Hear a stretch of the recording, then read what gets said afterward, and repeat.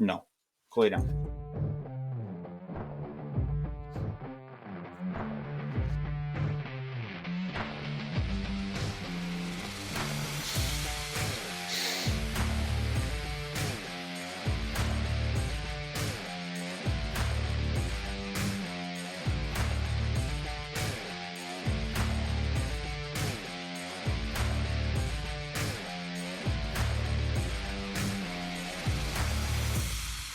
Yeehaw, hello, and howdy. Thanks for joining us on the CannonStats Podcast, the weekly Arsenal Analytics podcast. We are back after a break.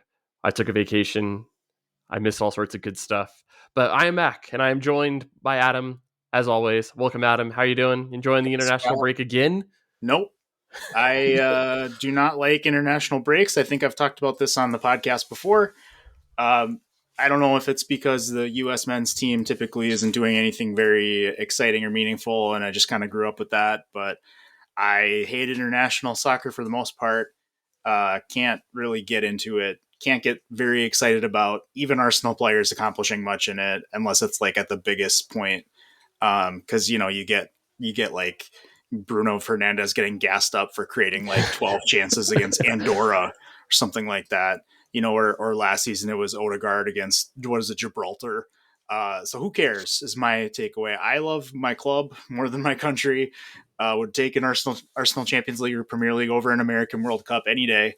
Yep. And yeah, it's just, another big thing for me is like, even a lot of the games that I actually want to watch, like one cool thing about sometimes it's a pain, but one cool thing is like these games are on during the day here. I love that. Yeah. Because I still have a whole day after I watch, Arsenal Manchester City was at like 10:30 my time. So I still have like a whole day after that. And with kids and everything, sometimes it happening during the workday can be kind of nice. But then, I don't know, just these 7-8 p.m. games. I feel like a lot of the South American games kick off even later than that sometimes. I find myself not really watching it that much. And even you're not gassed up for USMNT to, feature Kai Havertz at the Meadowlands? No. I mean, who cares? Yeah, nobody, right? Yeah. And half of them are friendlies anyway. And like another third beyond that are the league, or what is it called? The League of Nations, which who cares? I feel like maybe this is just being an Arsenal fan specifically, but I feel like international football just exists to like create problems for Arsenal. It's just, like from Kieran Tierney to Partey coming back injured and just so many players in between. It's just, I've grown to just dislike it so much. So I'm glad to see some guys getting a break this time. That's my preference. Not Absolutely. that I don't want them to play for their country, but stay home. We just beat Manchester City. Let's build on this. Yeah, so it looks like we have at least another month before the next one, because I think there's an international break coming up here in November. Yeah. So then we'll have the break for the Asian Cup and the Africa Cup of Nations. So that'll be a bummer. And then we get a good break until March, when then there's another set of I think that's the final one of the season for at least the calendar year, or at least the calendar season. So just a couple more to suffer through. My favorite international break of the season is the last one. Always. Mm-hmm. Yeah, lots to talk about today. Even though it is an international break, so we haven't gotten a chance to get together and talk about Manchester City. No. So I think that's a good place to start. Any big observations from this match? From a high level, this is good. Arsenal should beat Manchester City. This helps the title odds, all those kinds of things. Mm-hmm. But any bigger takeaways that you had from the match? Well, I'm never ever going to look this gift horse in the mouth. Beating Manchester City, I don't care if it is 3xg to 0 and Arsenal take that one like on right. Yeah, I don't care if it's a 0 shot and we win on an own goal, right? I don't care at all. I literally do not care. I don't care if the only reason that they won is that Ederson turned around and kicked it in his own goal in the 98th minute. Like that's obviously not as exciting as I think coming out and tactically doing a really good job and all that good stuff. But so I did find that in like the day after, and I've been on Twitter a lot less lately, which is I think good for my mental health. But I feel like it's kind of been interesting to watch like the narrative about Arsenal's playing style this season. I feel like I've seen a lot more open, a lot more. People always say liquid, fluent style of football, but then you go to Man City and they kind of truck through it. Mm-hmm. And this, the season I think is really, the theme has been just such a pivot to controlling games. The field tilt has been outrageous in a lot of games. And it was in this one too. I would never in a million years have expected like a 2/3 field tilt to Arsenal, even Mm-hmm. though it was at the Emirates. I would still would have expected City to do better than that. And I know that they had some significant missing players. Obviously, Rodri is the huge one. De Bruyne is also very big because he can create something out of nothing, which we've seen him do a lot against Arsenal over the years. But Bukayo Saka wasn't in that game either. Yeah. So it's it's just a result that I feel really good about. It's probably the most excited I've been watching Arsenal, like on this couch right behind me with my kids. I think after the game I just yelled probably 8 times like, "We beat you," as we were showing like the guys walking off the pitch and stuff. So I don't know. I mean, it was a performance that I think I tweeted at the time, like, I have never seen Arsenal play a game like that. I don't know that I ever expected it, but the control and the second half was just so like one-sided. Absolutely. Not that Arsenal came out and took 15 shots in that half or anything like that, but Manchester City took 0. Manchester City is like probably the best Yeah, I attack in think the world. it was 7-1 in the second, or 7-2 in the second half, Okay, something like that. Yeah, but it was nothing after the 58th minute from Manchester City. that's probably the stat that I had in mind. Yeah, But yeah, I mean, even 2.5 against Manchester City. I mean, this is a club that is not a 4 shots a game attack by any means. Like this is a 20 shots a game club minimum. I take it Even back. It was 1 shot in the second half. okay, well, we were both wrong then. Yeah. This is a good podcast. Uh, it's just some of the like the lowest number of shots in any Manchester City game. Mm-hmm. So it's just hugely encouraging. It really is. I think we're at the point now where, I'm not doing like radar charts or anything off of this yet. I still want to get to like 10 games, but 8 games in the league. I think this has been a consistent enough theme that we can say, I think this is intended to be this style. I don't think that this is an accident. If Arsenal can become a little bit more, kind of the thing that's been going wrong when the results don't go well is that those little chances are all going in for the opposition. If Arsenal can be a little bit more of that like clinical or whatever word you want to use, where I think right now they're trailing XG just by a little bit, but just some of those like 0.1 XG, 0.08s going in for goals would be, I think, another big step forward, and just creating Absolutely. more chances in general. Yeah, and so on that theme, so I did look this up when I went to do the debrief. So last year, only 3 times Manchester City had less field tilt. So that was against Arsenal, Brighton, and Brentford. The Brighton and Brentford were after they had won the title. So it was only Arsenal that beat them in a truly competitive match that they actually cared about.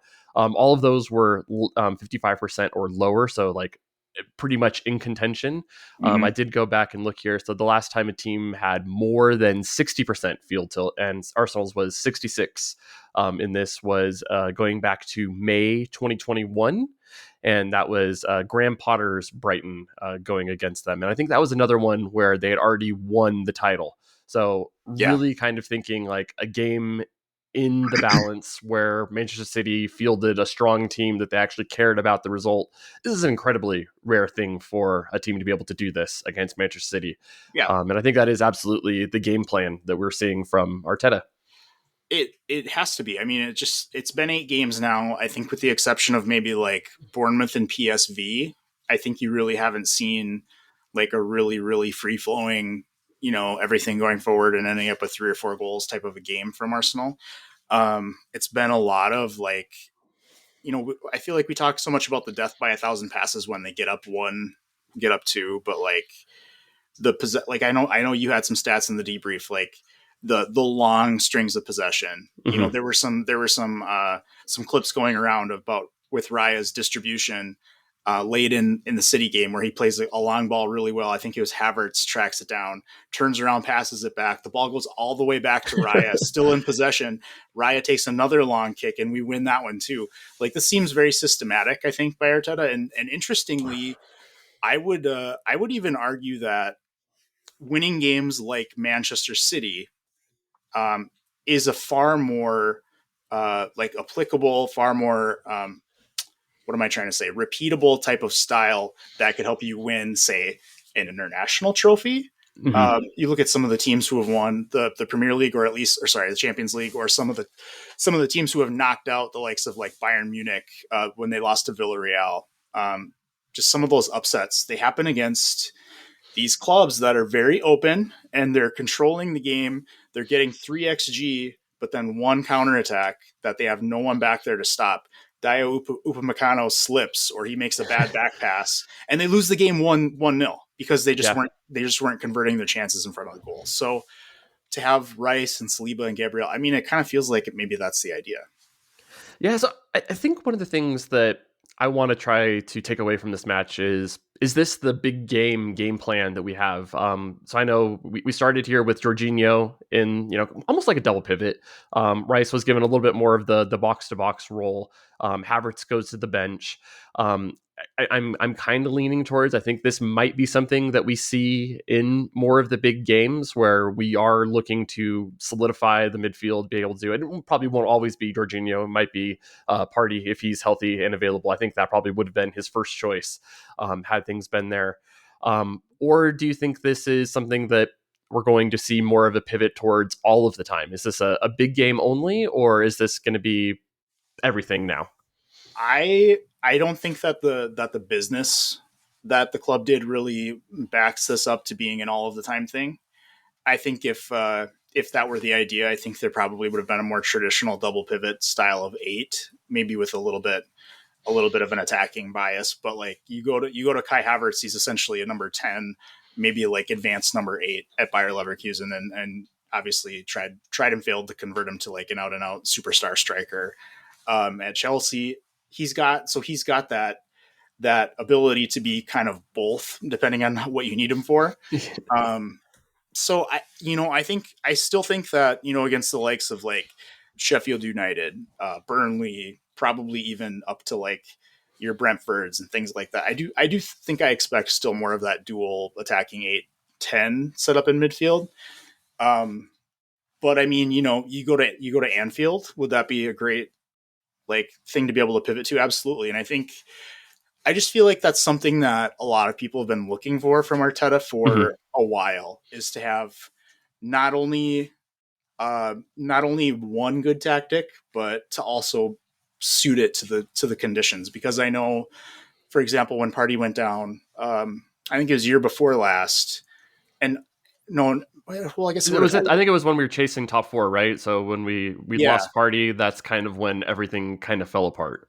And we were persisting with this idea of like a lone 6, and then some of the results started to turn a little bit more in our favor again when, lo and behold, he kind of starts playing more of like a pivot again. So I think that having the ability to not necessarily change everything and turn it on its head, but to make tweaks to play the left 8 more as like a box to box, less as like a shadow striker or just an advanced playmaker. I think that's really going to bode really, really well for Arsenal to have that sort of tactical flexibility.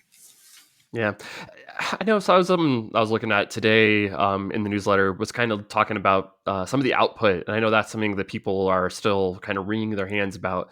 We got used to Arsenal attack just really kind of flowing last year, and it feels like that has been significantly dialed back. The classic handbrake it feels like applied to things right now. How much, I guess, like, are you worried about that? I think I'm kind of at like a 6 right now. I think there's some worry there, but I'm not fully ready to like go overboard with it yet. Yeah, I mean, I kind of have to take like a holistic look at it. Like, I don't think that the key to Arsenal having success in the league, given that we are finding this other path to success, I don't think it's as reliant on coming out and like out attacking. But that said, I think that, there have also been kind of like some effects of individual games pulling down numbers and things like that Mhm. we still haven't quite broken free of.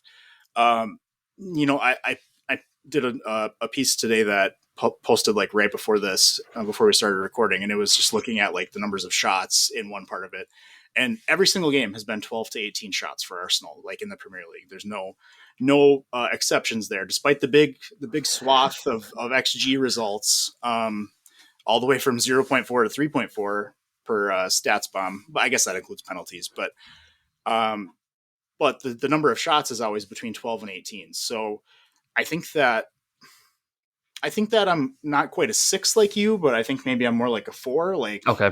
I think that it would benefit Arsenal to be able to flip that switch. But part of me also is like, I don't watch the game and think that they're trying and failing to attack a lot. If you know what I mean? Like, I think they're being very deliberate, Yeah. being very patient. But that also said, I think there are some games where there have been some very encouraging attacking performances. For example, like I think Crystal Palace would have ended up way more than 1-0. Yeah, that was, there's still this early in the season with the red cards can certainly skew things. Yeah, I think the part of the reason why I'm still at a little bit at a 6 is that it still feels like the final execution is just slightly off. So we're still getting a lot of the touches into the dangerous locations, even getting the ball into the box at a very good rate. Those Yeah. are things that I find very encouraging and kind of back me off from things. But it's the not being able to convert these really good possession spots into actual shots. I think that the average shot quality is down almost like across the board among our players. Part of that is that I think teams are adjusting to how we play. Yeah. So I think there's certainly some of that. And I think there is something to, I think Arteta perhaps overreacting to the end of last year where the defense really got exposed. I think that he absolutely hated that. Oh And I God, think, yeah. and I think that he is absolutely changing the way that we are building up to accommodate that. And I think the results have absolutely spoken for themselves. The defense looks elite to start so far this season. I think that was something that I was kind of looking at this morning, and it's the relationship between Arsenal's speed of attack and how many XG or how much XG or how many even shots and goals we're producing isn't very strong. But the relationship between our speed of attack and then how much XG we allow is a much stronger relationship. And as Mhm. we've gotten to this more secure, slower pace, we've seen the defense being able to accommodate and be able to be in better positions to limit teams. And I think if Arsenal maybe cut out a couple mistakes, I think there'd be a lot more realization that this team is a legit elite defense right now. So I think we're at 6 goals total already for the season. So in 8 games, that's already a really good spot. But if it was like 4, right? So if like maybe like Saka doesn't assist Fulham on that opening minute, if Yeah. Jorginho Jorginho. doesn't give the ball to Madison, like if we're at 4 out of 8, I think everybody's kind of realizing, oh crap, this team is really, really good at defense. Probably not a coincidence that hypothetically, let's just say the games were completely the same. Otherwise, that's Yeah. also 8-0-0. Yep. You named the 2 games where Arsenal did not take care of business. So, um, yeah, I think we're on the same page here. Just maybe you're a little bit more worried than I am, but I totally agree. Like it's I think it's especially like a strong point when you say the speed going forward and the correlation to being able to be played through the other way. And I think that Declan Rice has been a really big part of Mm-hmm. that as well. Like he's just legitimately, like, I remember writing his scouting report before the season being like, and one of my biggest things I loved about him was that he just covers so much ground. Like he's always everywhere. And that's just been so true. Like he intercepts passes that didn't expect him to be able to, like you expect it to be like that thing where the guy goes for the interception and just misses, but Declan Rice gets it and then he Mm-hmm. turns it around and starts a new attack. And it's been such a huge change, I think, and just offers so much, like such a strong platform to build from. Yeah. And you put something like that like in front of Gabriel and William Saliba, who are already a handful on their own, and I think it just creates like such a roadblock down the middle of the pitch. And City, I mean, Holland hasn't gotten a shot against Arsenal in 2 games, and Yep. these are two full strength games that we're trying hard in. Like the Community Shield was full strength on both sides, so yeah, I don't know. It's Yeah, and I just think I was looking at this the other day, and so I think Holland has 2 games in his entire Manchester City career where he hasn't been able to get a shot off. Both of them are against Arsenal, and both of them are this season. yeah, that's crazy. I mean, I don't know how else like you can frame that to be more convincing to me. Like maybe somebody gets injured or something and it starts to fall apart again. But as things stand, I think you absolutely have to put them like as an elite, one of the best defenses probably in the world. Mm-hmm. I mean, I guess the only question is like, is it tilted too far to the defensive to be able to do it? Are we leaning a little bit too much into like the fine margins? Because I know that was something that always worried me. When we go back to the Unai Emery, where he wanted to play for the 1-0 too often. That's not I what he don't. said. I know, right? He wanted to win 5-4, right? More often than 1-0. But that was not what his actual process seemed to indicate, No. even though he said it. I'm not quite that worried yet because I still feels like it's not that we are sitting back and conceding the ball. It is a lot more of the Manchester City type of we're just going to strangle a game Mm-hmm. after it rather than cede the initiative. Yeah, no, I agree. It's less worrying for me because it's like I've gotten into conversations about this with people online, and they say, well, so and so is sitting back. Like, of course, the field tilt is going to be that, but field tilt is getting the ball there and keeping the ball there. And I can't even remember how many times I've seen somebody turn it over in the final third, and the whichever opponent we're facing is trying to play out a pass or trying to get through, and whether it's start a counterattack or start something a little bit more deliberate. And you get Havertz getting a tackle, you get one of the forwards getting a tackle, stealing the ball, you get Declan Rice intercepting a pass. Sometimes you're even getting like Saliba and Gabriel almost up in the final third making that interception. uh, so I think like that's been so consistent throughout the season where I think I can hardly think of very many chances, and they tend to be significant, right? Where those chances are sort of like generated because Arsenal can't win that ball back right away. So are they leaning too much into it? Maybe not. I think that the thing that we really need to see, and I pointed this out in what I wrote today too, is we Mm-hmm. haven't seen the starting attack together once. Yep. Not even a single game. Last season, before Gabriel Jesus got hurt at the World Cup, they started this first 14 Premier League games together, those three. And like literally every single game. And, lo and behold, Arsenal got off to this crazy great start. So I really need to see give me like 3 or 4 games, please, of Martinelli, Jesus, Saka in front of Odegaard and Rice and whoever the left 8 is, whether it's Havertz or Vieira or Party is playing 6 and Rice is playing left. I don't care. I just want to see those 3 and see what happens to some of the chance stuff then. Yeah, and I want to. That's a good transition into the next topic here, and that is more talking about Martin Odegaard and how his output has changed this season. So I know it seems like when you watch the game, he's hunting his shot a little bit more often. Is that backed up in what you were able to find when you took a look at things today?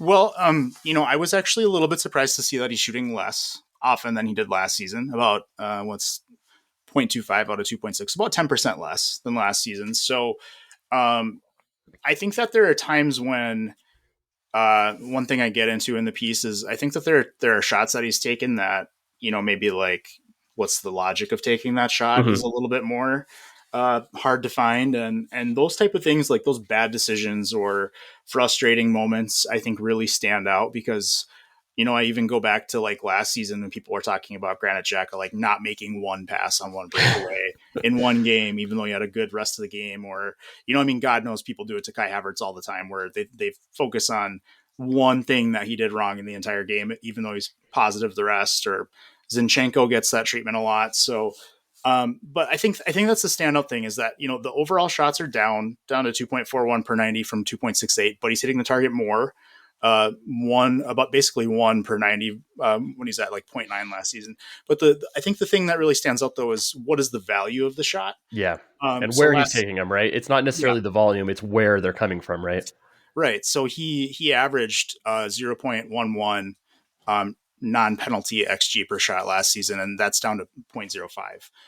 He hasn't taken a single shot that is better than 0.13. That's his most valuable shot to date this season, which is not an especially good shot. I mean, that would be a good average, but that's not a very good shot. And I think that's also his only shot above the 0.11 last season from open play. So, when I looked at his shot chart from last season, I felt like the thing that was really missing, whether this is systemic or something Odegaard is doing wrong, I don't know yet. But the chances in and around that 6-yard area are just not there right now. Mm-hmm. Like I think the closest shot he's got here is probably like 14, 15 yards. So yeah, I haven't looked at this, but I think that would be interesting to kind of take a look at is what the heat map kind of looks like, and the difference between this year and last year. Is he playing further forward versus, last year versus what he is now? Because it feels like he's had to help further back more often, to be able to kind of build things up. I think some of the other things that's a little bit interesting to kind of look at is more like also the creative numbers too. I think that's the one that's giving me a little bit more concern. So I'm looking here, the key passes, especially open play. So it was 1.8 last year, 1.1 this year. Passes into the penalty area, roughly the same, 3.2, 3.1. The efficiency is slightly down. I think the stuff around the box just isn't quite coming off quite as easily for him. Progressive passes, 5.2 to 3. So I think that's the part where I'm starting to get a little bit more worried about what's going on, like where it doesn't seem, but again, that could again be like, we haven't seen him play with Jesus and Saka. And I think he really, really found a good relationship with both of them last year for some of those little passes, especially into the channel. I think that's where Jesus really likes to be able to play off of that last guy, to be able to get some of these intermediate little through balls. Saka, when, Rice is able to overlap, to be able to find a little bit more of those space that hasn't quite been able to hit so far this season. So worried level there. Again, it's kind of like 4 or 5. I also get into the passes into the box numbers this season. Mm-hmm. To me, there's still, I think there's like that little notch that where you can turn the dial up one more there, but it's still very high comparatively to most players. So, but it's interesting to me that his creative numbers also follow very closely the trend that the entire team is seeing. Mm-hmm. So I noted in this piece that the club XA last season was 1.4 per 90, and it's just a hair over 1 this season, so about a 40% drop. Odegaard's XA is down about 2/3, actually, 0.7 or 0.07 from more like 0.21 for his career so far. So, is that because of Odegaard? Is Odegaard a victim? Is he a symptom? Is he a cause? I mean, I think this is a question that needs to get figured out. We can definitely say with no like bias or hesitancy that I think that on balance, he has not had as many games where you feel like he's creating chances left and right as last season. I think that he does have a couple of games, obviously PSV being a huge one. But if you go back and look at Everton closely, he created a lot in that game, even though Arsenal only ended up with 1 and didn't really have like a lot of big chances, as people love to lean on. Yes. But I think Manchester United was a good creative game from him. But I feel like he's also just dropped a couple of like key sort of laid eggs in the wrong situations. Manchester City, I thought he was good, but he didn't create really. Not that much anyway. I mean, he actually led Arsenal in XA, but there was very little XA to be had there. Yeah, no, I think that is a good point, right? I think if we're going to, create caveats here that I think kind of explain some of this stuff away, I think you have to hit that Arsenal have played one of the harder, or a little bit on the harder side of the schedule. I mean, it's not an incredibly hard schedule, but they have not played against any of the really, really weak defenses yet this season, which I think is a major factor that kind of skews some of the numbers there. And then I think, like we've already talked about, right? He has not had the full flowing attack in front of him that being able to do that. How much do you think is potentially with the partnership with Havertz there? It is interesting that I think that there's more that he could get out of that. So I know, thinking back to Mesut Ozil, one of his like favorite things to be able to do to create reliably, high and mid-level quality chances was some of those back post crosses. Mm-hmm. And it feels like that's something that Havertz has been open for more often. And it feels like the team hasn't quite been on the same wavelength as him to be able to do it. Do you think we need to see a little bit more of that from Odegaard? I would look for it for sure. I mean, I think that Odegaard has not been historically, I think, a very prolific crosser. Mm-hmm. Yeah, I mean, his biggest career season for crosses into the penalty area is 7. Yeah. So he's not a guy who's doing that a lot. I feel like he tends to make a different style of pass, but I do think that there's something to that. Like last season in the final game, one of Xhaka's goals, you remember, was a back post header. And I remember after Havertz signed, I started thinking about like, is that the goal that they're going to look for more? I can't remember if it was either Saka or Jesus who made the cross and Xhaka headed in at the back post. Might have been his first goal, but I could see that working really well. To your point, like I think you get a half space possession from Odegaard, Kai Havertz crashing at the back. Like Odegaard can make that pass. We've seen him do that in free kicks more than once. So I think, I would love to see that drilled more for sure. Mm-hmm. I think that's one of the real benefits of having a Kai Havertz as that attacking 10, 8, whatever you want to call him, is that he can make those runs. And it, certainly I've had that frustration with Martinelli when they've played together, is that, he doesn't look a lot of the time. But Odegaard, I think, does need to as well. So yeah, it's a little bit of everything, honestly. Yep. No, I think there's more that we can get from him, and I'm sure that the team is going to pick out some of the clips where you kind of see Odegaard head down, looking for his shot versus some of the passes that were open. Because I know that was one of the things when I did the actual real rewatch of the game. Because the first time I watched the City match, I was doing it from my phone in the airport terminal / on the actual airplane, and let me tell you, that is not conducive for excellent analysis. But I did watch it on a real screen later, being able to pause and rewind and take my notes. I think that'll be an interesting thing to see how that progresses as the season goes on. Because I think that there's been just a lot of opportunities where we've gotten into good chances. I know there was Jesus that had similar kind of things where, he's starting on the right wing against City where he beats his man to the byline and the cutback is open. It was Rice often making those runs, and there was at least two opportunities where that cutback was on.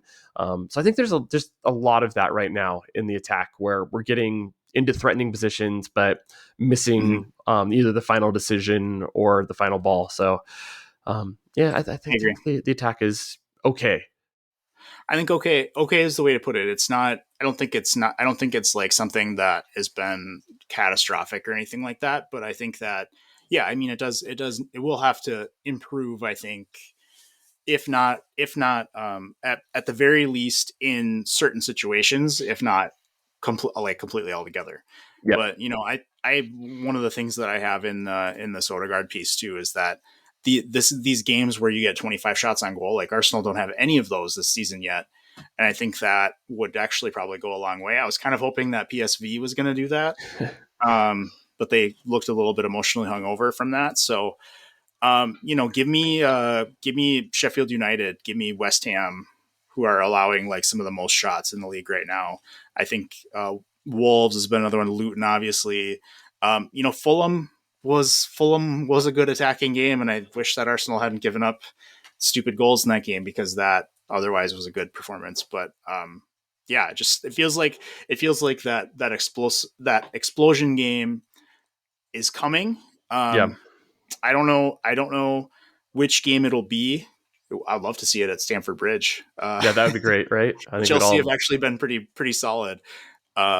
so far this season. But maybe, I mean, Sheffield United is the next league game after that. So maybe that's where we'll see it. Yeah. I think one other thing before we, call it a break on this one, just kind of looking at the corresponding fixtures from last year, because I know everybody kind of likes to look at, after 8 games, Arsenal were flying last year. And, to be fair, that we were flying last year.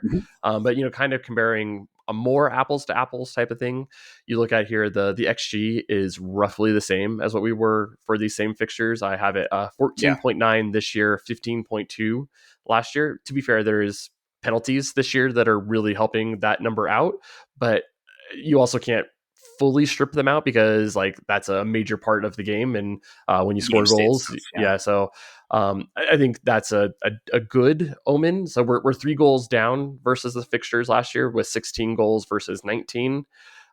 So not quite finishing at the same level. We're still above our XG, but not to the same level that we were last year. So I think the signs right now are pointing towards the attack is fine. We're in a good spot, maybe a little bit more to come when we play some of the lower teams.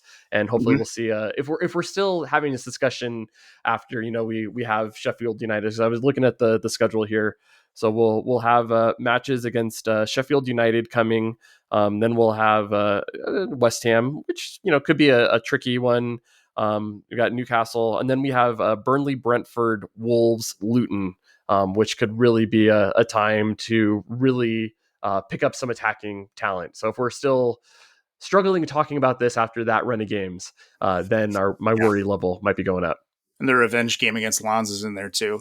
Let's hang 4 on them at the Emirates. I would love that, right? Just to touch on this, we haven't had a chance to talk. What would you are you mad at the manager, or do you think it was the wrong choice for the game against Lens to not rotate quite as much? No, I'm not mad about it. I don't think that people spend enough time looking at the team sheets around the Champions League. It's not like, I mean, I've literally had people argue to me that what Arteta needs to be able to do is to do something that nobody else does because it feels like the right decision at the time. I had one person trying to tell me like, science may not be able to explain that this player is in danger of getting hurt, but it's still the manager's job to be able to know that. And I'm like, so he needs to be able to be smarter than science? I don't understand that. So, go look at who Xavi started when he went to Royal Antwerp. Look who Bayern Munich started when they played at Copenhagen. This is not as much as Arsenal fans love rotation and love to talk about it. By the way, Arteta's done it more this season. Some of it has been forced, but some of it has been by choice. Like, for example, starting Jorginho against Manchester City. But go look at these clubs. I think you'll find that outside of a certain Mr. Guardiola, who can put a 90 million left center back on his bench and a 100 million left wing, you're just not seeing managers make more than like 2 or 3 changes from a league game to a Champions League game. And it's too significant of a spot. You saw how much that game meant to the fans there and what a raucous atmosphere it was. And like on paper, in a vacuum, can Reece Nelson outplay Facundo Medina, the left center back for Lens? I think, yes, he can.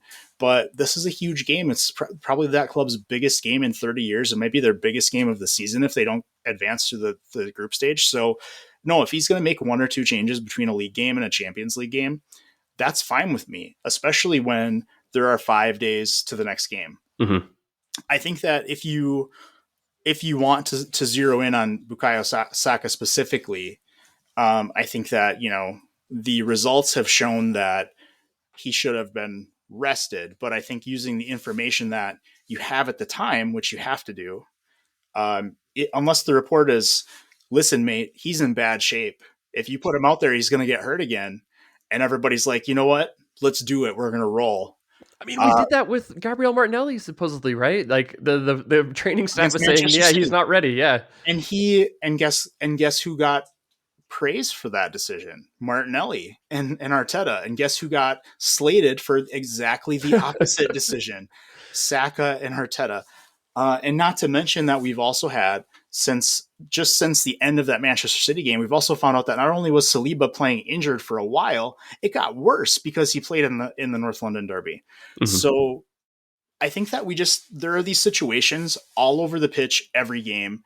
I remember when Declan Rice went out at halftime of the NLD again, and Gunnar Blog, James McNicholas, posted that he'd been having a calf injury since the summer. Yeah. Since the summer, and he just left one of the biggest games of the season at halftime. Like, you think that these guys aren't playing hurt already? A lot of them are. So, confirmation bias being what it is, people are going to cling to that. They're going to cling to that forever. But if a player, manager, and physio staff can come to the agreement that, it's okay. It's okay for him to go. He might get hurt worse. We're not saying there's no risk of that, but it's okay. Then I don't know what else you want somebody to do. Yeah. I think my thought is that, thinking back to this, like, Lens away is a tough match. It's a big one.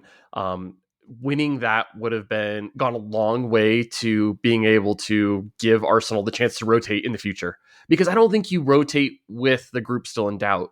Not in the second game. Not in the second game. Not when, there's still a lot to play for. Like, that is, like, we ended up losing the match and we didn't rotate, right? Like, we could have gotten, something obviously like worse here being able to do this. Like, there's no easy matches per se in the Champions League. Even if, we do have a kind group for us, but this is a big match still for Arsenal. Like, if we do not get out of the group stage, that's a massive downer for the season. If we do not win the group and put ourselves in a good position to get a favorable draw in the round of 16, that is a major thing. So it's like, to me, throwing away a game or heavily rotating for a game in the sense of like not being able to put yourselves in a best position to be able to win it at this stage would have been crazy. And I would have probably had a little bit more criticism if Arsenal had done that versus what we actually ended up doing. Like, yeah, it sucks that Arteta or, that Saka ended up getting hurt. But I think, again, you point more towards like, why was he on the field so long at Bournemouth? I think that is more bigger deal. Yeah, that's the one that I'm more concerned about, right? Because I think, just like you said, right, the coach, the training staff probably gave the sign off. Saka said, "Yeah, coach, I can do it. I'm giving it for you." Like, they're not going to put him out there with like a massive, like, where they thought that it was a huge risk reward, like, trade off, like, for that. So it's just an unfortunate thing to happen. So much money in him this past summer. Do you really think that they're going to put their £300,000, assuming he reaches all of his escalators, player on the pitch at age 22 in a situation where he could cause long-term damage to himself? Like, no. I know he didn't train before Bournemouth, but he trained before Lens or Lons. Sorry, my American kicked in there. Don't worry. But yeah, I think it's just people overreacting to what's happened because they were afraid that it would, and then it did. So therefore they must have been right. But I mean, you know what? Bernardo Silva got hurt playing against Red Star Belgrade. He almost didn't make it back for the Arsenal game, biggest game of the season in the league so far for Manchester City. So who did Kevin De Bruyne get hurt against? Do you know? It's Burnley. Yeah. He got hurt against Burnley. And then he aggravated again in the Super Cup, right? That sounds right. Yeah. And I could be wrong, but yeah. Manchester City lost that game too. So these things happen, man. And you know what?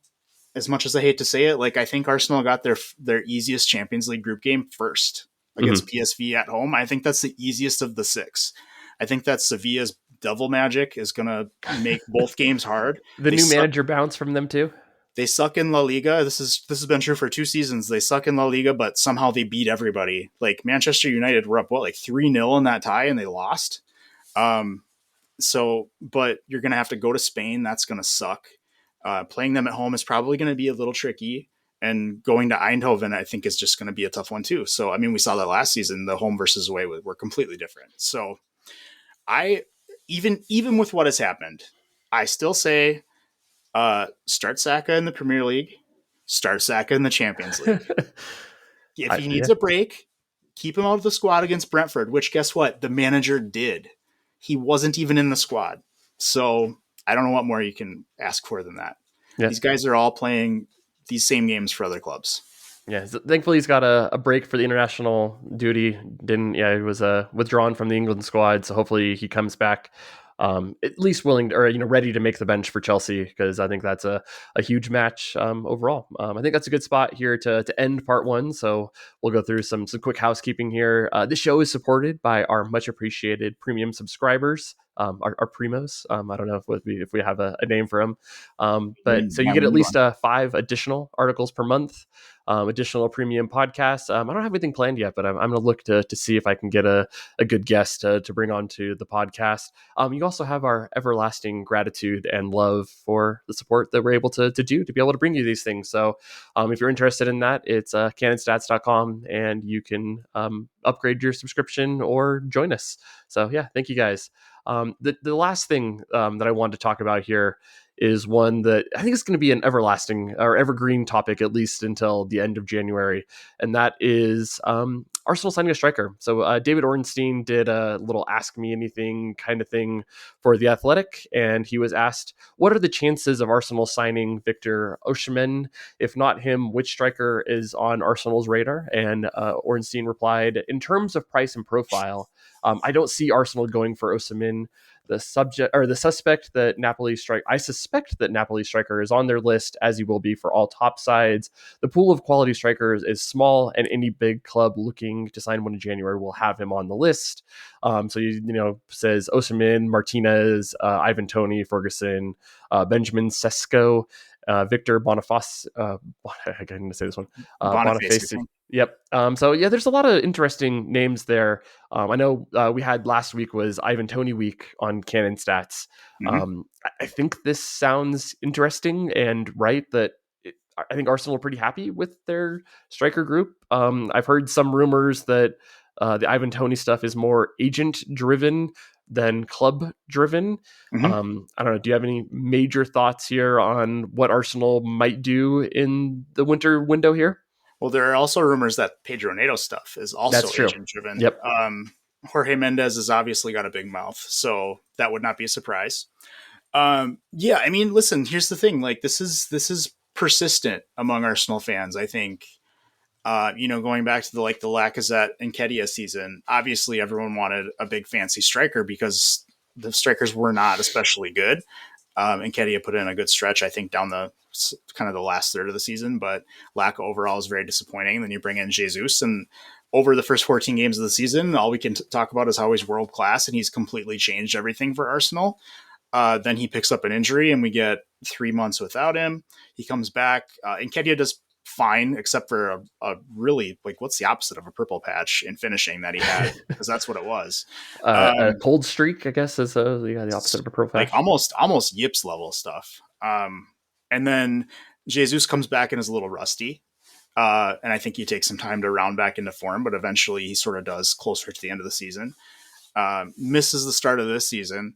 But people also spent all summer talking about Arsenal needing a striker despite having the most goals in modern club history for Arsenal, at least since the 38-game season started. So it's interesting that it keeps coming up, no matter how many goals Arsenal score, and then or how many of those are equalizers because they shipped a gift to the opponent first. But that it keeps coming up. So I've been pretty resistant to the idea, just because I think that the key to having a new striker is it has to hit one of two boxes for me. It has to either improve on Gabriel Jesus, or it has to provide an option aside from Eddie Nketiah, who might have a ceiling that could exceed what we've seen from Jesus. And that's not just, I don't mean he has to be an all around striker. He can be a Holland or whomever, if he's going to be better than Jesus on the whole. So for me, that's my big problem with Toney, is I think he's neither. So once you start getting into a Victor Osimhen, that's to me maybe one of the 5 to 7 guys who is a legitimate improvement over what Arsenal already have. Yeah. And then you start talking about Evan Ferguson, or Boniface. These guys are young. They're showing huge potential though. And can they come in? Can they pull a Ramsdale on Jesus and start making Arteta you got to play me, man, because I'm good. I think that's what I would be looking for, and that feels way more of a summer thing. I would be so surprised if Arsenal spent £80 million to essentially raise the floor with a striker just to like have another option, I guess, especially with Kai Havertz in the fold. So Yeah, and I think some of those.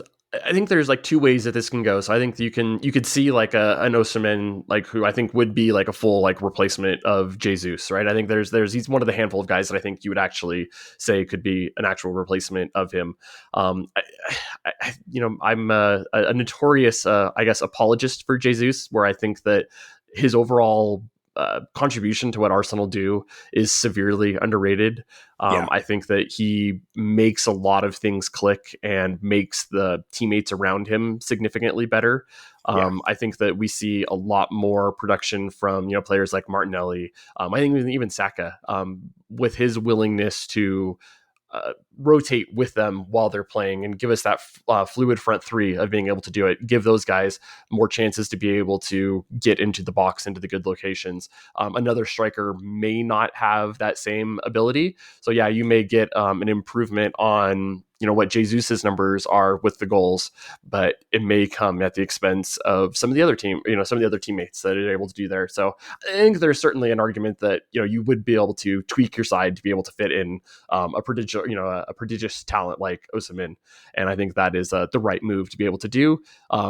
It is always that, is that even possible, right? Like Napoli, do they want to sell? Does Osimhen want to come? He seems, well, I don't know. That's a complicated stuff that's going over a lot more there. So complicated now. Yeah, yeah, because everything into the summer was seemed like positive. He did seem like he was signaling he was willing to sign a new contract, everything like that. But there's obviously changes that have happened there with the club and him and his agent and all of that, with the club doing some stupid stuff on the Instagram and TikTok, I guess. Lautaro Martinez, like I like him again, but I think he's got a lot of similarities to Jesus, where I'm not sure that that's an upgrade overall on him. no, Tony, I think, is a different style of player, and I can't get past just like the lack of open play dynamism from him. I know when you were talking about in your film study, you looked at some of you at least, I think it was more of like on a passing bench, but you talked about when Brentford had more of the ball, his numbers. And I went and I looked at that again, what it's been over the last 2 seasons. And I think there's been like 10 games total, 900 minutes where Brentford had more than 55% possession. And the numbers are just meh, right? yeah, Like they're not great. And it's like, that's what he's going to face with Arsenal week in, week out. Yeah, he'll have better teammates being able to do it, but he really, like, you watch a lot of the film and like there's just nothing of him that stands out where it's up against a low block being able to do it. And like I guess like you could like see him as a guy that you feed crosses into the box, but that's like not really his strength. His strength in the aerial duel is in the open play, more like in like the edge of the middle third, final third, where he has that, like, I think you outlet pointed this play. out exactly, right? Like where like he gets the ball and like how did he make that pass kind of a thing, from some of his controls on the long balls. And it's just like, I don't know how translatable that is to a lot of the time that Arsenal are going to be able to do. So Mhm. I certainly would have reservations about Tony, especially at the prices being talked about. Because it's certainly not that I'm against Tony, right? I mean, I think if No, he came in similar to how we were able to bring in Trossard, I think Trossard was a real good bargain. And if Tony is 35 million, maybe even up to 40 million, like, all right, like that's a deal. I think I think he adds something different and an improvement over, say, like an Eddie Nketiah. It's not necessarily that like Eddie Nketiah is bad or like he's worse, but he would definitely provide a different way of playing that I think would be nice to be able to have in the team. Mhm. But it's just, I'd have a lot of reservations about that. And yeah, I think it's interesting to kind of talk about. Will not be the last time. I think it's going to come up. It's kind of weird because we came into this season, this summer, made such significant additions, like a huge depth piece, rotational, like can play basically all four positions type in Yuri and Timber. Added a new keeper so people can stop saying we need that to replace Ramsdale. Added the supposed left 8 type of midfielder. Added the huge number 6. We're supposed to be getting full strength attack and everything, and I feel like this season I'm seeing a wider array of like what the what Arsenal needs to take the next step than I did last season. Last season it was always like striker. It was striker. It was Xhaka replacement. It was more depth in the back, and now it's everything. Like there are some that I'm like, what? Why do you think they need that? But it's I don't know. It's just kind of interesting to see like how the psychology changes when some of those steps have been taken, and now you sort of have everything you've been asking for a number of years, and what next? Anything apparently. Yeah, so I think there's a lot of frustration, I think, right now in the team, which is weird, given where we are in the table, and with just we've lost one game overall total this season, a 0 in the league. So it's kind of the expectations have changed, and I think kind of altered our perception of where we are as a team right now. Yeah, it's almost I feel like for a lot of people, it's almost gotten to like, and maybe we can devote more digital footprint or podcast time to this later, but I feel like the expectation is almost raised to like a Manchester City level, where if you win 1-0, it has to be on like 3xg, and it just took a long time to finally score, but you were dominating the entire game. Otherwise, it needs to be like 3. It needs to be 4. Like, close games are not a thing that title contenders do. Mistakes are not things a title contender does. They don't do things like losing at Wolves, for example. They don't draw games to Nottingham Forest. Oh wait, no, I'm talking. Sorry, I was trying to talk about Arsenal. I just slipped into Manchester City there. But it does seem like that's the expectation, right? That every single game is a result. And I mean, there's a lot to blame, I think, on like Sheikh Mansour and Pep Guardiola for that. Liverpool getting 97 points and not winning the league. Just outrageous, right? That was 7 points better than the Invincibles, and they didn't even get the freaking cup at the end of the year. So it's it's interesting. I guess I'm just looking for wins and performances that I can find good things to like about. Yep. Yeah, I think that's a good spot to end it. You've got the Arsenal women on Sunday, so yeah, if you're in England, they're still looking to sell tickets for that one. That would be a real fun one to go to. I know I'm looking to expand the coverage here, so this is the first one that I'm actually home and able to write about. So I'll hopefully have something to write about after hopefully the first win of the season for the Arsenal women. That's crazy. They need one. They need one badly. I know. The Champions League was just such a cold glass of water to the face. So, yeah, I think that's a good one to end it. Adam, thank you for joining me on this one. As always. Yeah, thanks for listening, guys, and we'll talk to you on the next one. Cheers, y'all.